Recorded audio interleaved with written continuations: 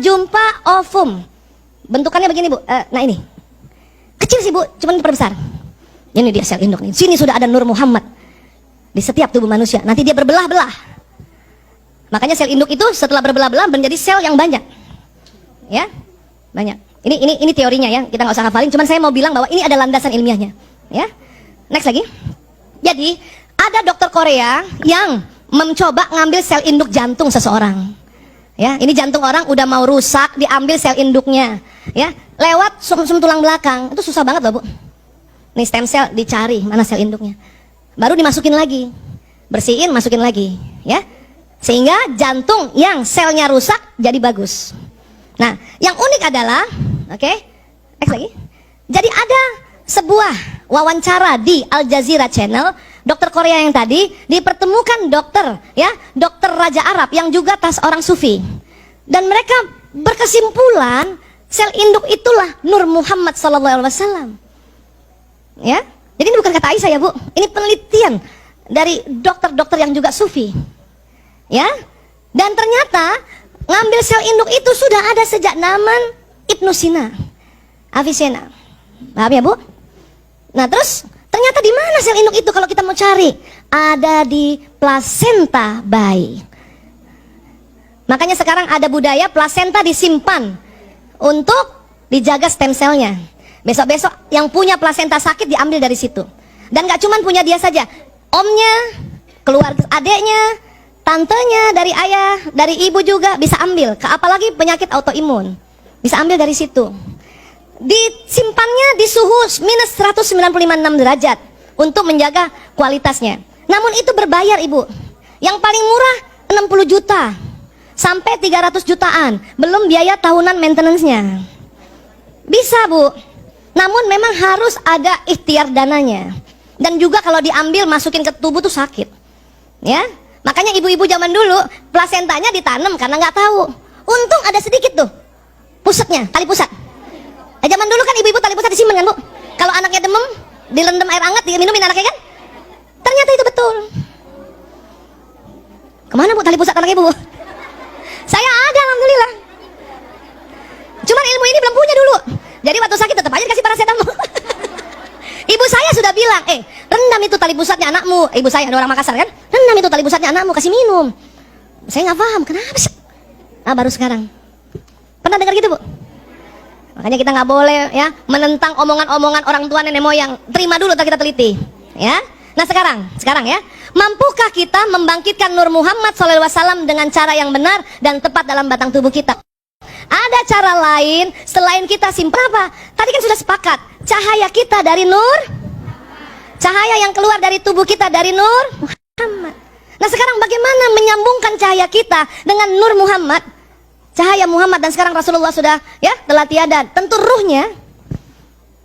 Ya, next. Itulah maka salah satu dari jutaan, ya, jutaan yang tersirat dari ayat ya Quran Al-Ahzab 56. Bismillahirrahmanirrahim. Innallaha wa malaikatihi yusholluna 'alan nabi. Terus apa lagi? Ya ayyuhallazina amanu shollu alaihi wasallimu tasliman. Kenapa sih disuruh? Dulu kita patuh karena di Quran kita ikuti terus. Sekarang buah kepatuhan kita itulah diteliti bahwa kalau kita salawat, stem cell di dalam tubuh kita nyala. Karena tubuh kita itu dari stem cell. Stem cell itu dari Nur. Maka kalau ibu jantungnya agak sakit, ya, jangan cepat-cepat minum obat dokter dulu. Langsung Allahumma shalli wa sallim ala sayyidina Muhammad, Allahumma shalli wa sallim. Kenapa harus diulang-ulang? Stem cell agak di dalam tubuh. Ini jantung segede itu, dia agak dalam.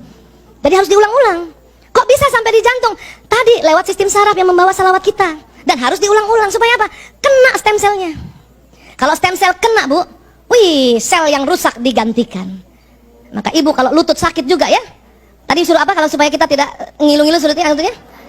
Allahu Akbar, Subhanallah, Allahumma shalli wa sallim ala sayyidina Muhammad, Allahumma.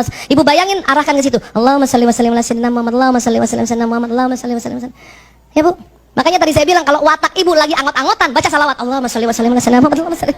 Itu anak ibu lagi angot-angotan. Ibu ya punya anak SMP, kita bulan lalu udah belajar kan?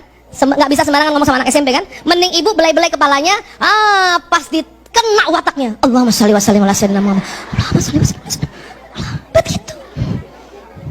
Jangan dikit-dikit nasihatin anak lewat mulut. Anak SMP lewat mulut, ya dia reject. Mending kita bacain salawat. Sini sayang, ibu aku sebel banget, sakit kepala ya. Sini ibu pijetin. Begitu juga suami kita. Kalau ibu disuruh minta pijet, dia kesempatan. Allahumma sholli wa sallim. Betul. Ya Allah. Ya Allah. Dan selain dia bekerja di tubuh kita, ibu, ya, cahaya kita karena dari Nur Muhammad, cahaya kita kan berpendar kan? Yang tugasnya membawa doa, membawa niat. Tapi pada saat ibu, Allahumma sholli wa sallim ala sayyidina Muhammad, itu sinyal saya jumpa Rasulullah. Ayo kita salawat bu. Allahumma sholli wa sallim ala sayyidina Muhammad. Lagi. Allahumma sholli wa sallim ala sayyidina Muhammad. Lagi. Allahumma sholli wa sallim ala sayyidina Muhammad. Ya Allah ibu, itu stem cell kita semua seneng. Kemudian sinyal kita bawa, ya, salawat kita sampai Rasulullah. Itu makanya Rasulullah kenal kita bu. Badan kasar kita dirumil, tapi badan bioplasmi kita jumpa Rasulullah. Nggak mungkin nggak ada sebuah mekanisme yang membuat Rasulullah kenal semua umatnya. Ternyata lewat salawat itu, apa yang datang? Sinyal, ruh, nur. Tadi nih salawat kita bu, Rasulullah langsung tahu, oh ini ada Aisyah Dahlan datang, ada Ibu Yanti Iwan datang, ada Bunda Ineke datang. Yang ikut salawat tadi ya, yang tadi diam aja enggak. Paham? Makanya mengapa buka doa dengan salawat? Supaya apa? Sinyal kita sampai lapisan langit ke-7. Karena disepakati oleh ulama, ruh Nabi, ruh Rasul, ruh orang beriman disimpan Allah pada saat alam barzah ini di lapisan langit ke-7. Jadi kalau ibu mau doa, mengapa kita diminta salawat dulu? Allahumma sholli wa sallim ala sayyidina Muhammad. Ya? Al-Fatihah ila ruh, gitu ya, kepada Rasulullah, agar sinyal kita dibuka dulu oleh Allah sampai langit ke-7, Bu. Panjang nggak, Bu? Orang 4G aja panjang, apalagi sampai langit ke-7. Ibu punya anak dimanapun di belahan bumi ini, kalau ibu sudah buka doa di kebenaran salawat, sampai sinyal ibu tempat itu. Kalau buatan manusia 4G, kita 4TG 40, Bu. Paham ya, Bu? Keren kan? Maka dengan salawat itu saja kita sudah dapat syafaat di dunia, dibantu oleh Allah lewat perantara nabinya, untuk kita memanjangkan sinyal kita. Untuk apa sih? Emang di dunia untuk apa, Bu? Saling memberi pesan. Nah kenapa ibu pegang terus itu gadget? Untuk saling memberi pesan kan? Padahal manusia adalah gadget alam semesta. Kita nggak ada gadget nggak usah takut, Bu. Kita bayangin aja wajah siapa, bicara sama dia. Sampai, Bu. Tergantung dia lagi tidur apa enggak. Tapi kalau ibu doain anak atau doain suami, ibu dialog sama suami, ya Allah sampaikan salam rinduku untuk suamiku. Sebut namanya, Bu. Priyanto bin Sismadi bin Parto Dimulyo. Oh, harus panjang. Kalau Priyanto aja ada 1000 Priyanto di dunia ini. Nanti dapat semua kan? Nah itu, Bu, saat itu juga suami kita kalau dalam keadaan rileks, ada kuncinya ya, keadaan rileks, dia terima. Kalau dia keadaan tegang, kadang nggak terima, dia rileks. Tapi nggak usah juga sampai rumah, ayah, rasa nggak tadi aku salamkan rindu? Nggak usah juga begitu. Ngapain sih cek and recheck, kepo banget. Kemudian, ya, makanya banyak sekali hadis-hadis Rasulullah meminta kita bersalawat. Ya, salah satunya barang siapa membaca salawat untukku pada waktu subuh sebanyak 10 kali dan pada waktu sore sebanyak 10 kali, maka ia akan memperoleh syafaatku pada hari kiamat. Gak mungkin ada mekanisme yang tidak menghubungkan kita dengan Nabi saat ini. Apa itu? Badan bioplasmi kita, sinyal kita. Ya Allah. Bahkan salah satu hadis Rasulullah, ya, mengatakan kalau ada hambaku bersalawat, ruhku kembali lagi ke jasadku dan menjawabnya. Makanya kalau kita lagi di Raodah, Bu, itu dekat sekali sama Robi, baik jasad dan ruhnya. Mau ke sana, Bu? Yuk. Insya Allah ya, luar biasa ya.